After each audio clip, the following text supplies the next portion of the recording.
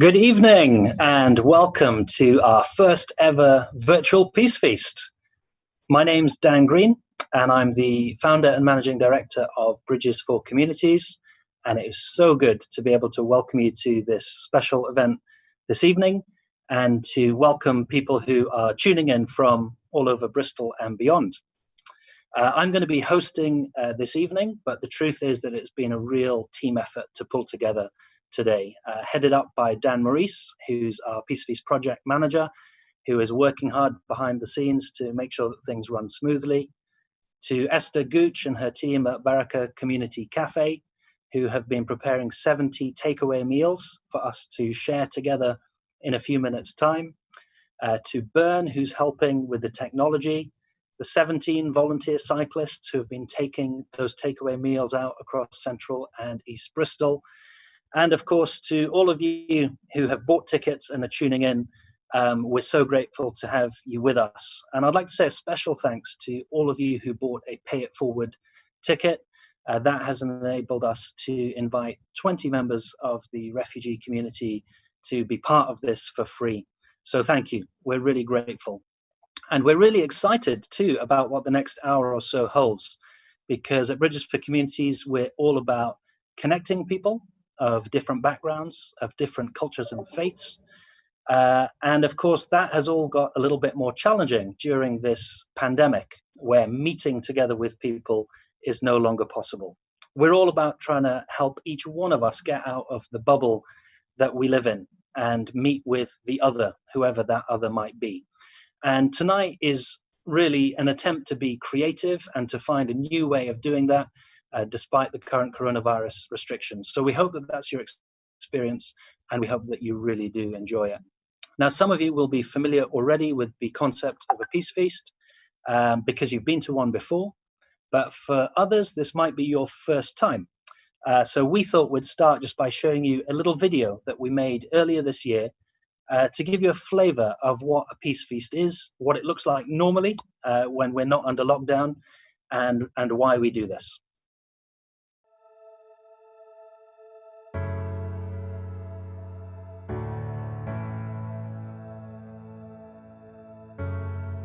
Peace Feast is a really simple idea based on bringing people from different backgrounds together to share a meal. And as they share a meal, they talk, they listen to one another, they grow in their understanding of each other, and they build friendship. Peace Feast is a wonderful chance to meet with others who you wouldn't normally meet with, or might not normally meet with, to network, to explore areas of mutual interest, but also new exciting areas. I think Peace Feasts have been really popular too because the model is so adaptable. We've run Peace Feasts in restaurants, we've run them in places of worship, we've run them in community centres, in the park, even on the beach, and the latest one that we did was actually in a local primary school. One of our taglines we have is being different but belonging together.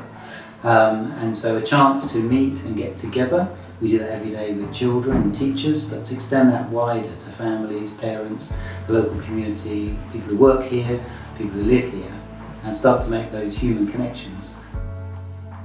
A lot of people in the city, they don't have the opportunity to come and meet a refugee persons or refugee families or Muslim families or Christian families or Jewish families. So I think they take this back to their communities, they talk to their families, and we become better because we understand each other, we talk to each other. And I think the impact goes beyond the people who attended now to the wider families and to the wider communities, and also to build cohesion in the city.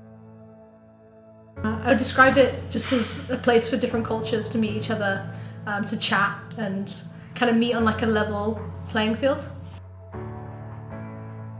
It's a really grassroots response to some of the fear and mistrust and intolerance that we see in this country. So the rise in hate crime, Islamophobia, anti-Semitism. Peace Feast is a way of coming in the opposite spirit and saying, let's share a meal together, let's break bread, and let's talk. For the first time, I came to the Peace Feast in I was like, oh, I don't know anyone. And okay, it's okay. I pushed myself. Like, I moved away from my mom and my sister for the first time. I started talking and I met quite new people. Like, I learned a lot from them. And for the next time, I start volunteering. Like, I feel I'm home. Even it's not my country or like that, but I feel really good. The Peace Feast model is a really simple one, so we'd love to help people in other towns and cities run their own Peace Feasts so that their communities can also benefit and become places where people of different cultures and faiths are talking, are listening, and are becoming better neighbours towards one another.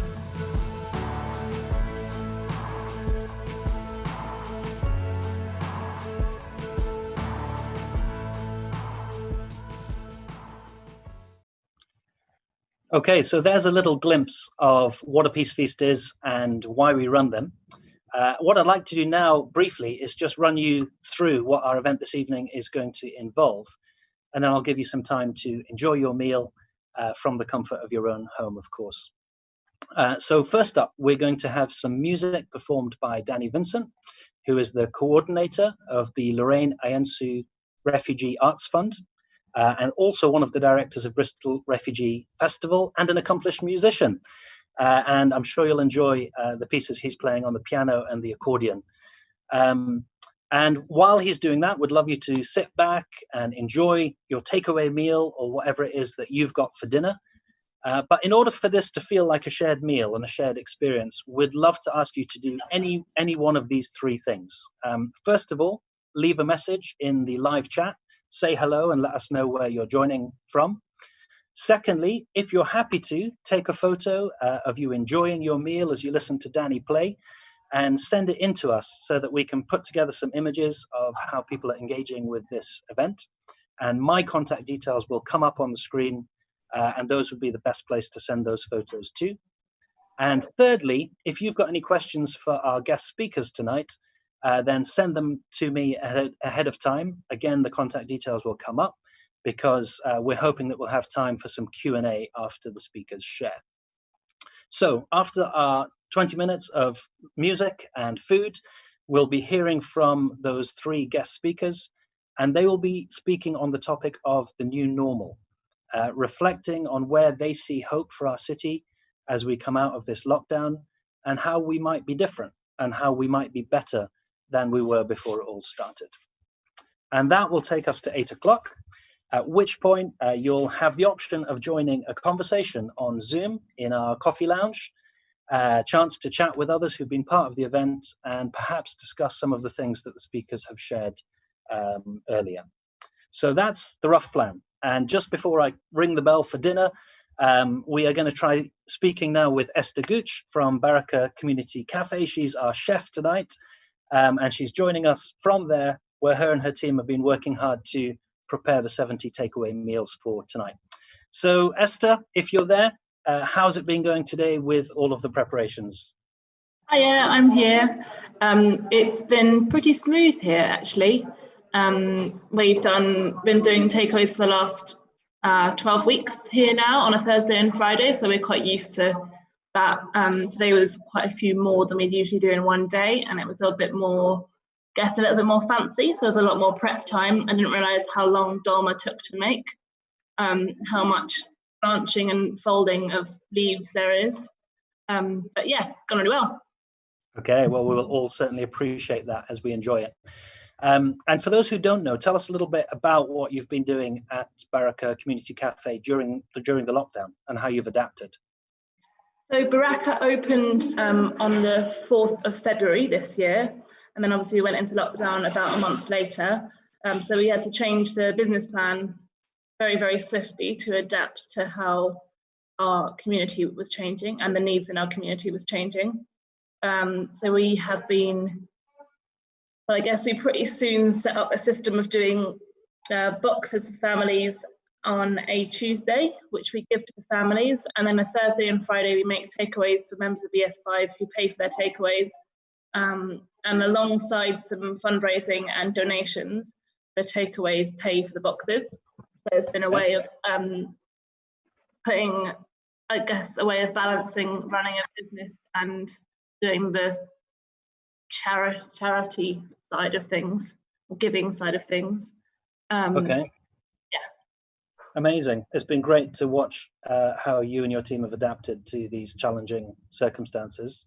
And in front of me, I've got my plate of food that has recently arrived, and it looks beautiful. I have to admit that a lot of it looks fairly unfamiliar to me, a lot more fancy than I'm used to. Could you tell me what I'm about to eat and what others are about to enjoy in this shared meal? Of course. So our food all comes from FareShare. So the inspiration comes from whatever we get delivered on a Friday. And then we make whatever it's going to be out of that stuff. So the main things that we had this week were Chinese cabbage leaves, tomatoes, leeks, and the pea shoots. That was the kind of main inspiration, I guess.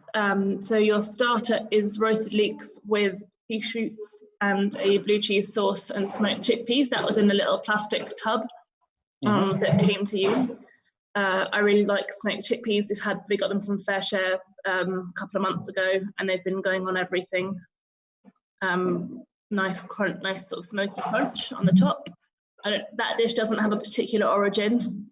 It's just stuff that I thought would go well together. Okay. And then the main course is dolma, so stuffed, basically means stuffed. Stuffed Chinese cabbage leaves, and almost everyone's dish has got one sweet one and one spicy one and one herby one. Little bit of a surprise, so you don't know which one is which. We thought it'd be more interesting to make them. Usually in Iran you make all of those things combined, but I kind of wanted to make it a little bit more, I guess, interesting for palates and sort of separate the flavors out. So the herby one has got lots of dill and garlic and lime in it. The spicy one is kind of smoked paprika and dates and chili, turmeric. Then the sweet one has got date syrup, pomegranate molasses, and cinnamon inside. And then there's just a little garlic, dill, and cucumber yogurt pomegranate on the side, and roasted cherry tomatoes. Okay. Well, I'm really looking forward to it. And there's brownie for pudding, is that right? Brownie comes from Hart's Bakery, just by Temple Meads. They had to close down because of coronavirus, and also because the owner Laura was having a baby. She has now had her baby, and all is well. And they've just recently opened up. So we've been planning on doing a collaboration or something with them for quite a long time. And they offered to make the pudding, and I said, yes, please. So that's from them. And apricots or raspberries. We ran out of raspberries, so some of you have apricots. Okay. Well, thank you, Esther, to you and your team for all your hard work. It's fantastic. Really appreciate it. Okay, so with no further ado, I'm going to hand over to Danny Vincent for 20 minutes of music that he has kindly recorded exclusively for your enjoyment this evening. And during this time, again, enjoy your meal, put something on the chat, tell us where you're tuning in from. If you're happy to send me a photo of you enjoying your meal, go for it, or questions for the speakers. Otherwise, I'll see you at 7:30 or just after. This is a song called Relaxin' by Willie the Lion Smith.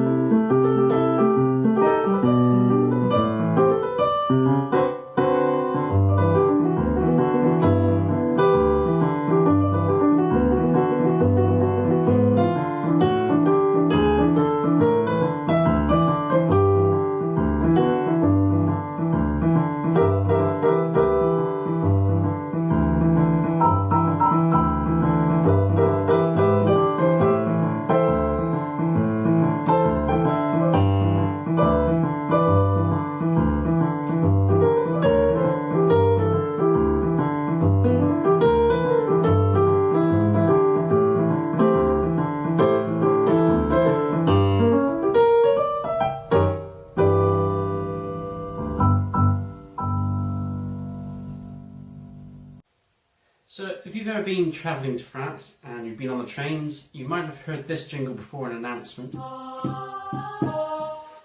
So I've decided to make that into a piece of Boogie Woogie and put it together with 6th Avenue Express, another piece of Boogie Woogie by Pete Johnson and Albert Ammons.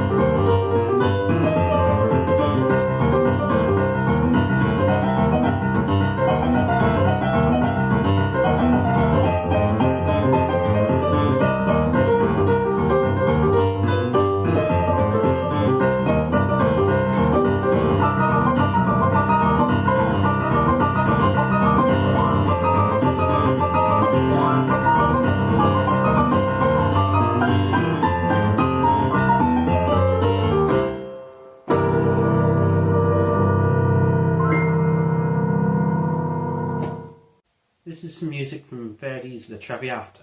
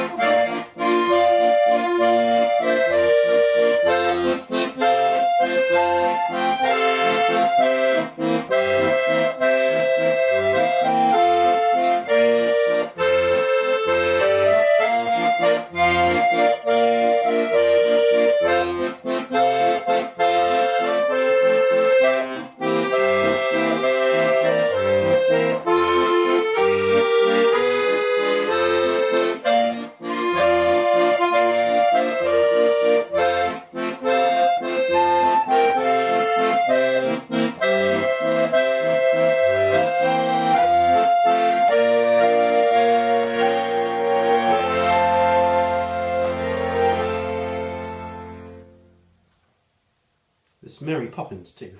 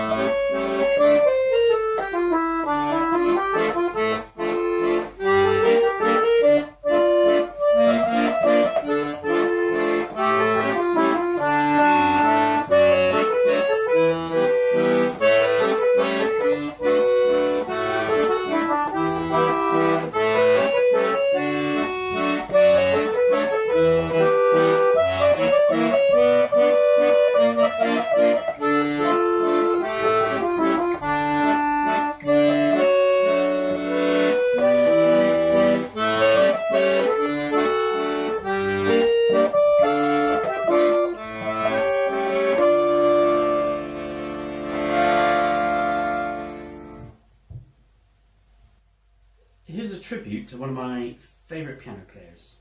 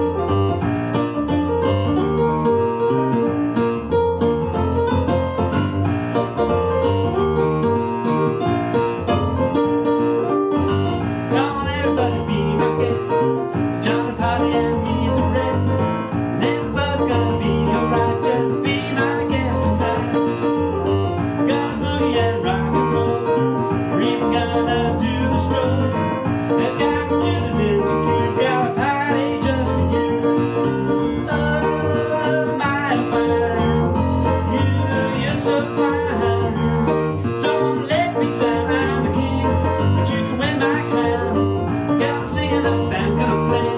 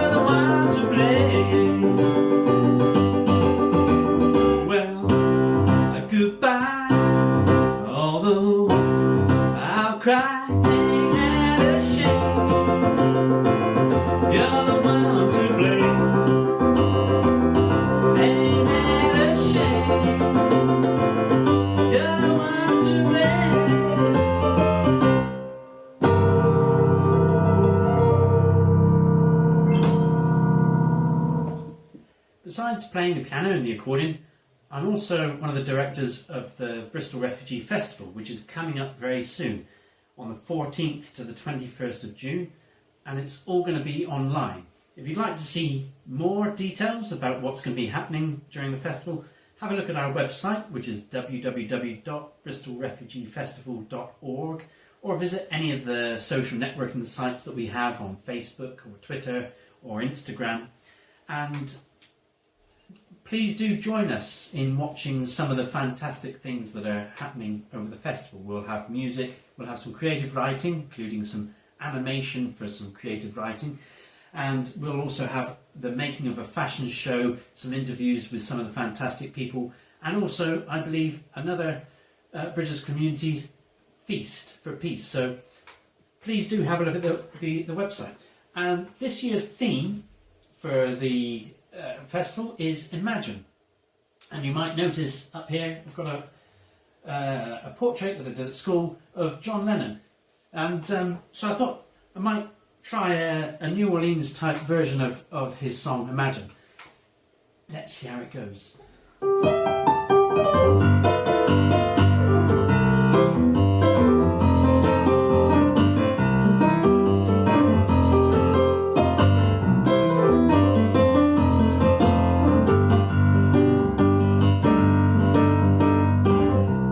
Imagine there's no heaven, it's easy if you try. No hell below us, above us only sky. Imagine all the people living for today.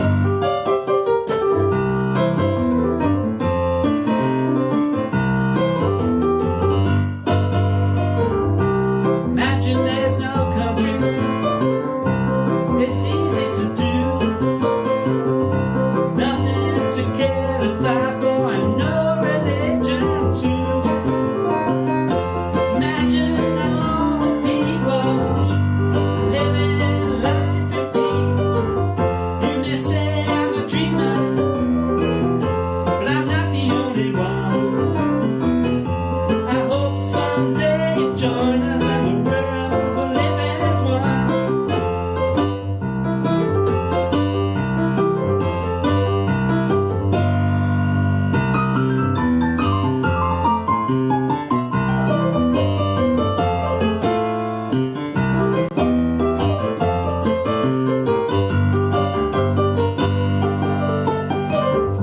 Imagine no possessions, wonder if you can. No need for greed or hunger, no brotherhood and sisterhood out there.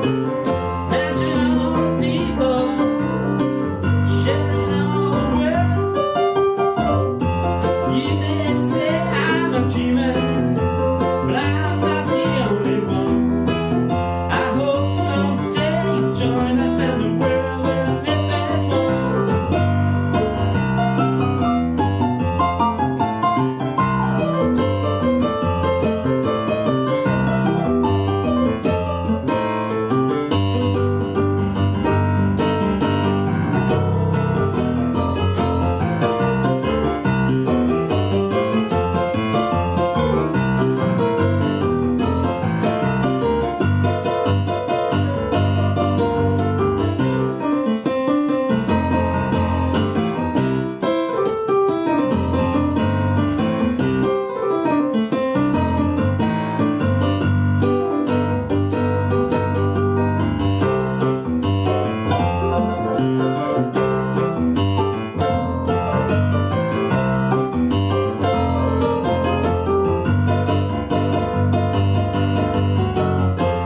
You may say I'm a dreamer, but I'm not the only one. I hope someday you join us and the world will live as one.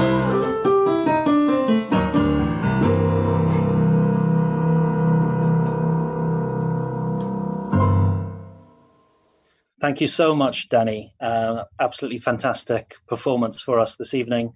If I could organise a virtual clap from all of the households that are taking part, then I certainly would. because I know that it would be heartfelt and resounding. So thank you. For those of you who are interested in hearing more of Danny's music, by the way, he has a band called Dudlow Joe. You can go to dudlowjoe.co.uk. They have an album out. They're going to be releasing some new lockdown music videos on their Facebook page, so you can check them out and hear more like that. Thanks to Esther and the team for providing the takeaway meal for those participating in that. Absolutely delicious. Thanks again.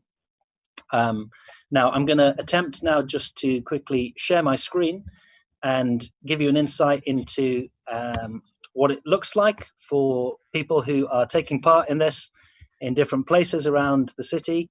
So here we've got Catherine and Louise in St. Paul's. If I go to, is that going to let me? Yes, there we go. Catherine and Louise joining in St. Paul's. Thanks for the photo, guys. Looks like you're enjoying it. Steve and Liz, glad you're enjoying it too, and you've added your own beverage there to enjoy. Excellent.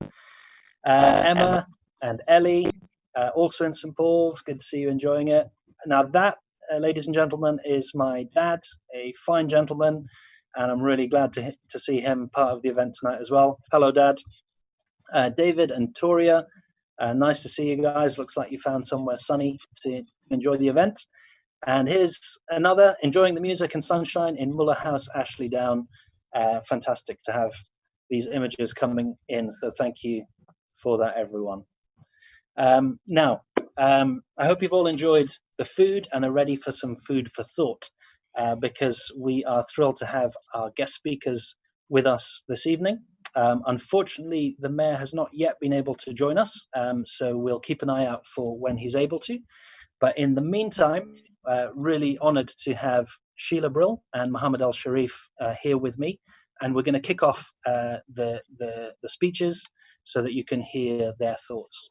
Now, Sheila is the membership secretary of the Bristol and West Progressive Jewish Congregation and is one of the editors of their community magazine called Alonim as well. And Mohammed Al Sharif is the founder of Muslims for Bristol. He's someone who has been a wonderful partner for us at Bridges over the years and has also been incredibly active during this lockdown period. So I'm really looking forward to hearing what they have to say. And the questions that I've asked each of them to comment on are, what has been their experience of the coronavirus pandemic and how it's impacted people in Bristol?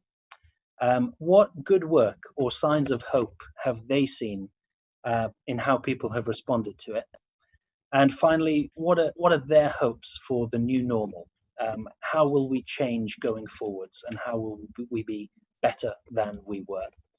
And I'm going to hand over first to Sheila Brill to share her thoughts and reflections on these. So Sheila, thank you very much for being with us, and over to you.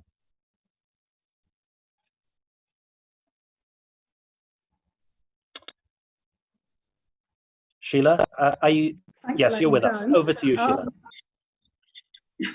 Okay, I'm hoping my internet connection is not going to let me down. It is quite often ropey here, but thanks for having me here this evening. To begin with, I would describe the COVID epidemic as being transformational. And that is negative, obviously, in many respects, but it has also been very positive. And if I begin by talking about the community of Bristol and West Progressive Jewish Congregation, you know, with a closed building, like all buildings where faith groups gather, we had the challenge of keeping people together and offering support and, you know, responding to what people actually wanted. It's very easy to believe that you know what people want when something like this happens, but actually you have to be very respectful of other people's sensitivities, as it were. We have run Zoom and Facebook services, and there have been services every morning and on a Friday night for Shabbat and a Saturday morning for Shabbat, and it's been absolutely unbelievable. The amount of outpouring from people from within the community, and because it's also on Facebook for people outside of the community, it's brought people to us who otherwise might not have connected with us. It's been quite extraordinary. And there's something about taking part in our service, sitting in your kitchen, your living room, wherever it is you choose to set yourself up. It is an amazing feeling to be part of something where you know people really care and they're there for you, and we communicate with people. We have a whole care system in the community so that hopefully nobody is left out, that people have the choice whether they have regular communication or whether they say, actually I'm fine, I've got great neighbours, whatever it is. It's created a connection and it's transformed the community. It's made us realise it's not about the building at all. And then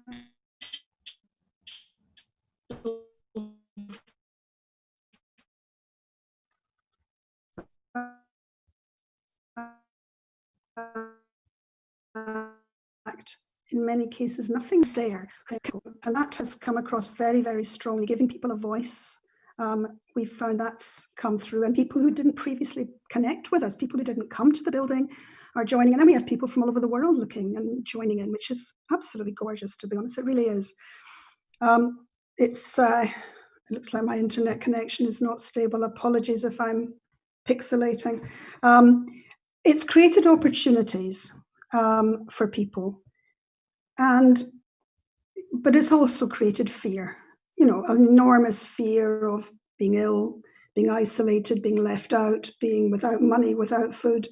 And that is, I think you don't if you've come from somewhere where you had to leave in a real hurry, you're a refugee, you will know what fear feels like. People in a settled community, many people have never felt that kind of visceral fear. It's a first experience. You have, as a child, you might be fearful of things, but if you live in a settled, safe community, you may never have experienced that the saber-toothed tiger really does exist. There's a real reason to be fearful for people who've never felt it before. And I imagine for people who have experienced it before, it's another trauma on top of a trauma. So there is that massive side of things. Speaking personally, it's been hard. I lost my mother, not necessarily to COVID. She died the day before she turned 95. She was in the most wonderful care home. So I have seen just the most wonderful tenderness of care and being allowed to see my mother.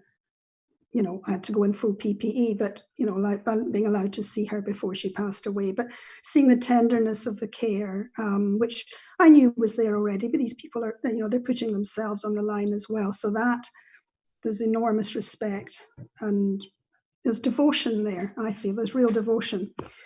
What is so entirely unnatural about this, for me and for many people, is you can't cuddle people. You can't really show them how you feel in a physical way, which for me is a natural thing I want to do. And it's horrible to just have to look at somebody and try and show through your eyes that you want to thank people, that you're grateful to people, that you care about them. It's hard, but then I guess in a positive way, what you have to do if you can't reach out literally to people is you have to find the words.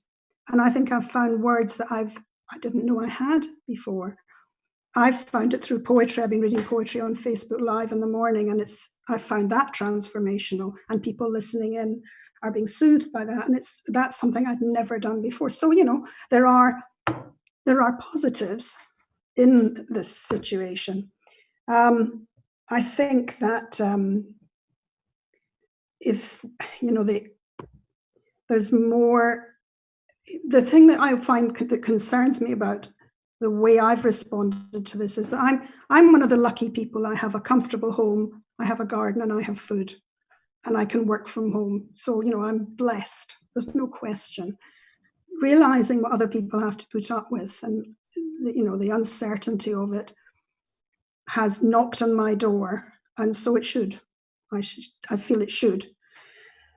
In terms of a new normal, I don't know. I have an unemployed 20-year-old son at home, and, how does he find his way? And I have a definite sense that as adults, we have no experience of this. How do we guide our young people? How do we guide our communities to find a way forward when we have no prior experience of anything like this? it creates a different kind of humanity, but there's no certainty, and I think that's a real challenge for us. I think one of the blessings, I know it's got a counter side to it, is you have to accept what you can't change. But there's obviously a counter side to that. Clearly there is. But it's made me turn off the urgency where it's not required. Because I realized that a lot of the time before this happened, I created urgency where there needn't be any. And I think that's very interesting. It's really made me stop and think, what is important? What do I have to be concerned about? What can I change? So, and also I think, if I can leave you with the idea that, it sounds awfully trite, but treasure what we have and see where we are blessed. I never thought I'd speak this way. This is the thing that's transformational. I never used words like that before. That's not me, but it has become me. So for that, I'm grateful. But, there are many sides to this story.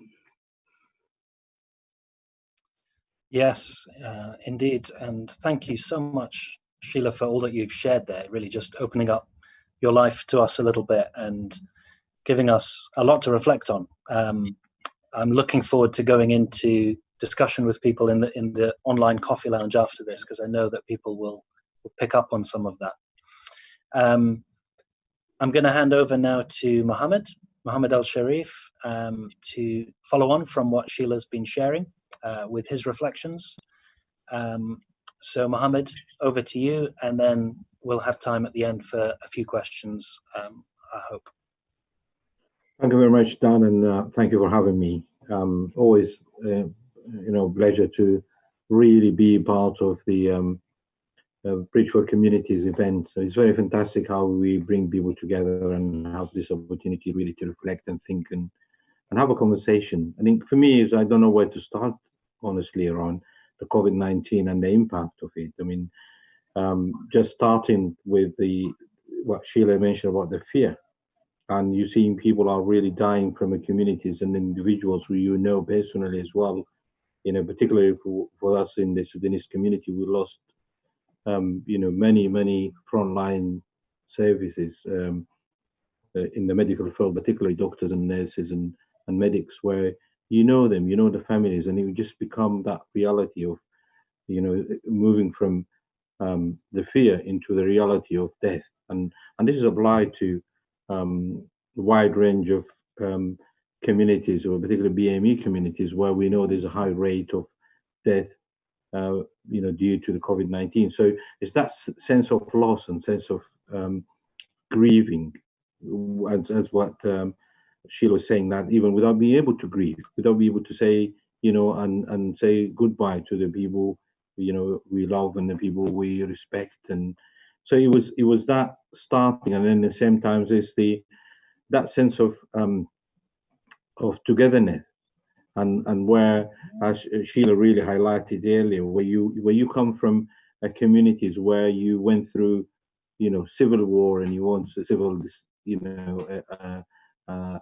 disturbance and issues around uncertainty. You become, that resilience. It starts coming in, and then you move to say, you need to step in. And this is what we brought up. It's about the crisis for us is an opportunity really to connect and support and be part of the solution as well, and try to move things into a safe place. So for me, is without even thinking, is that's what I brought up. It brought that sense of we instead of me. Being in the UK for more than 20 years, and I think always people, and most of people, I'm not going to say all people, just thinks about me. And with COVID-19, I can see that sense of we is stronger and stronger and stronger. And that's what we really have raised up, is we never say me or I, we always say we. And I start really, that's the environment where we thrive. And that comes very clearly where, hundreds of people from the Muslim community stepped in and out from day one, although that fear is there and the risk is there. I mean, I've seen, young men and women, elders as well, coming out with us, supporting us, donating for us to make sure we support people. So for me, it was that sense of pride of our communities, and always say that with the BME communities, there is a huge potential. People always see BME community or refugee community as needy communities, but while in fact this COVID-19 show that we're an asset to the city. All BME communities frontline. I've just come from food distribution into care homes, and honestly, 100% of the staff we met are from BME communities. So they are there, the backbone of the crucial services in the city are from our BME communities, where people in the past see people as burden to society, while migrants communities are really the backbone of the society. This is what the reflection of COVID-19 shows. For me as well, it's about the about that time of just for me personally, coming across the stark sense of inequalities and sort of poverty across the city, where going around in an areas where a few people struggling with food, with children having no food at all, babies having no baby essential as well. So it shows that we're still in the city. We really need to work more harder to bridge that gap in inequalities across the city.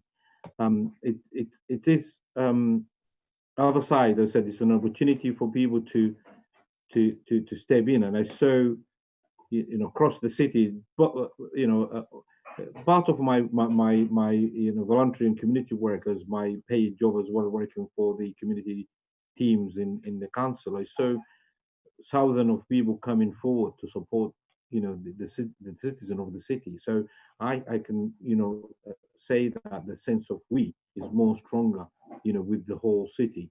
I only was really pleased to see how much the that bottom up community are growing again in Bristol, and people will start become that village sense where people are together and people are looking after each other and people are checking on each other as well, and making sure elders are supported, doing the prescriptions pick up, doing the shopping for elders. So you can see that village spirit is there. I think going forward, I don't think we're going to go back into that default of me, and which is for me, it's for a long time being in the UK, reflecting and say, why there's that me most of the time, where is that sense of we? And I can see it now. That's the way forward, where people are start thinking about others, and people are thinking about you will never survive by yourself. And what Sheila said is about, yes, for a long time people have the sense of they're fine and they're secured, and nothing gonna happen to them, and suddenly you just see this and everything is stopped and frozen, and some people who feel they're really self-sufficient, they're relying on others and looking for other support. So I think this is we just highlight that we whatever we do in the future, that sense of togetherness and the sense of we are one communities is not going to go away. Instead, it will be more stronger.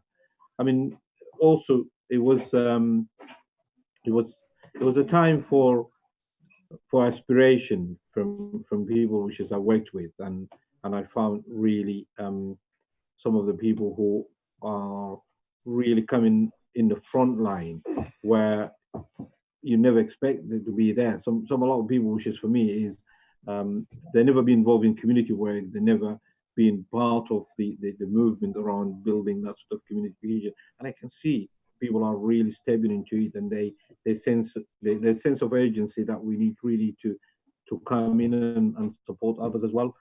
And I think I just agree with Sheila what she said about that there are a lot of blessings.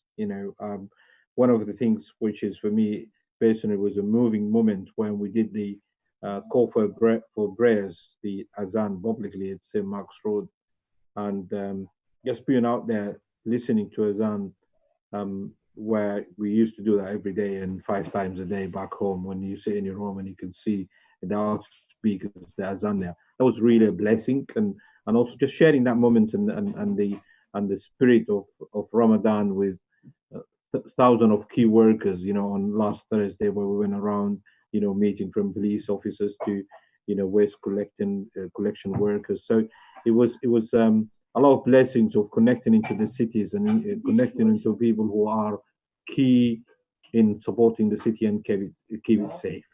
I think I'll stop there. Okay, thank you so much, Mohammed, for sharing some brilliant thoughts with us as well. You've said a lot there for us to reflect on. And I haven't had a lot of questions coming in, at least not that I'm aware of. Apologies if I've missed any from people. But because I haven't had any, maybe I could ask you a question, ask each of you personally. If all lockdown restrictions were to end tomorrow and we were to return to unrestricted life, what is the one thing that you most want to hold on to, not forget, or build into your life, that you have kind of observed or reflected on during this lockdown? The one thing that you really want to hold on to, or implement. Sheila, can you go first? Oh, gosh. I think, there's so many things. I think I'd like to really go for that thing where urgency should be where urgency is needed and not be misplaced, So I think I need to have a greater sense of, I hope I'll have a greater sense of urgency about other people's needs and less pressure to feel, I must be doing 6 things today and I must have this most amazing, what have you. That none of that matters now. It feels like it is about people. And I hope that when I feel that really strongly now, I hope I keep that. I really hope I can keep that without that saber-toothed tiger out there, when that's gone away, whenever that is. That's the thing that I would like to keep. Yep. Brilliant. Lovely answer, Sheila. Thank you. And how about you, Mohammed? Yeah, I mean, I said it's really lots of a learning and the good things you want to keep and carry on with, and for me it was really about that personal connections and the human connection, and not really being distracted and being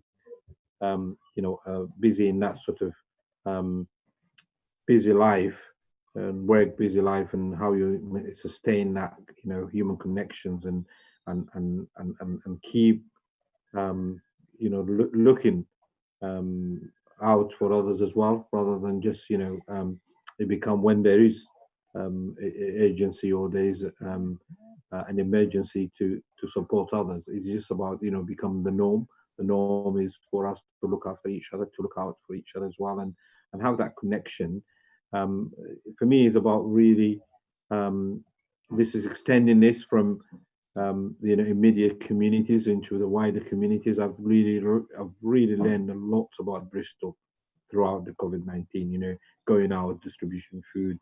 The community hubs being built. I was in my professional life.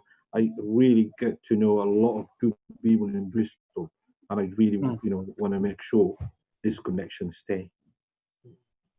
Okay, thanks, Mohammed. We have had one more question come in, which I'd really like to ask, because I think it really fits with something we're very passionate about here at Bridges, which is learning to be good neighbours to one another, kind of across our differences, whatever they may be. So the question is, how can different faith groups work together after COVID-19 to continue to build strong communities? So kind of specifically looking at faith groups, and here we are. I'm a member of the Christian community in Bristol, part of a church called Seven Vineyard. Sheila, you're part of the Progressive Synagogue. Mohammed, very involved with the Muslim community. How can we work well together and be good neighbours after this crisis has come to an end? Sheila? Well, thankfully, the absence of having a physical building to go to means that, you know, there's no longer a barrier, you know, the sort of issues of security and things like that, because here we are sitting in our separate places, but we are together. And it feels to me like there are many wonderful opportunities to have shared events. Online, it's not the same as breathing the same air as people. I know that. It will never replace that. But it's a great start. And it's also something that I think we should hold on to, even when there is no longer a risk of catching something awful. You know, we should keep these things going because they're easy for a lot of people. And I think sometimes we make it quite hard for people to get into the same room. It's difficult, the geography of it or the timing of it or whatever it is. That it's not a substitute for being together physically, but it's easy to do. It's so easy to have different kinds of conversations and share things. And so, you know, it feels like it's the art of the possible. Brilliant. And Mohammed, your thoughts?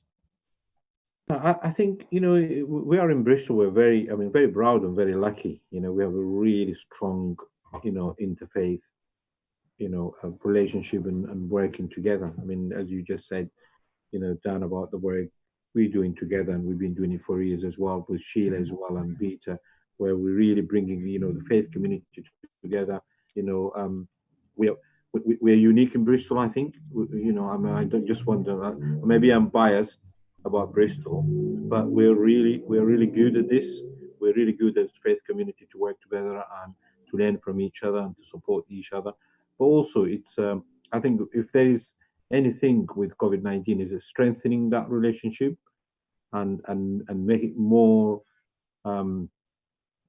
focused on supporting, you know, vulnerable members of our societies, but also engaging with the challenge across the city. So, you know, moving from that sort of, you know, in individual community events and support into how we work together around the wider challenge for our city.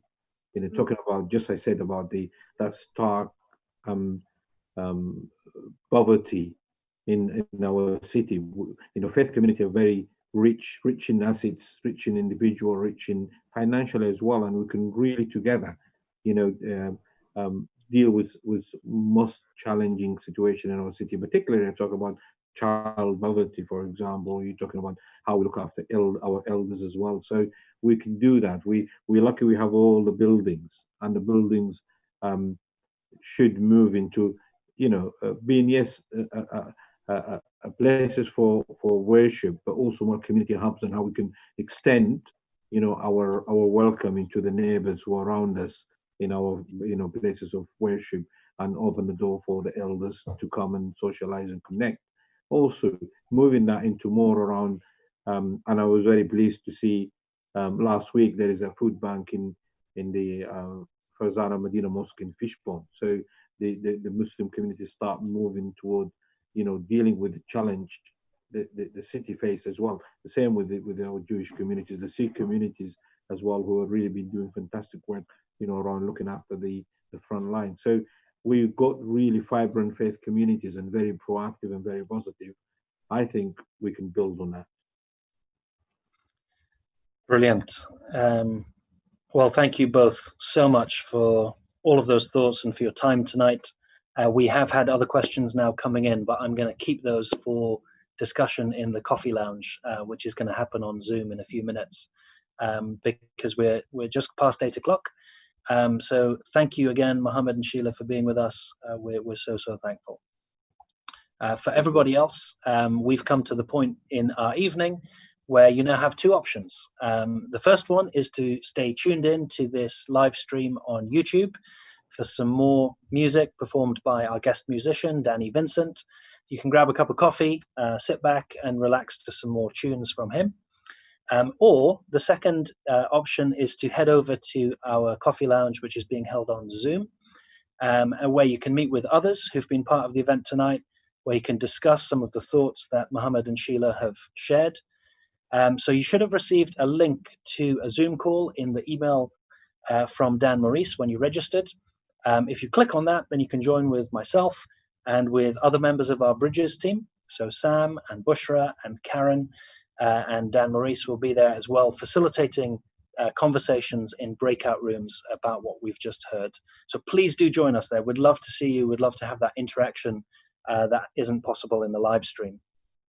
Just before I say goodbye, though, I'd like to let you know that we have another virtual Peace Feast scheduled as part of the Bristol Refugee Festival that Danny Vincent mentioned. That's on the 19th of June, and you'll be able to book tickets for that from next week.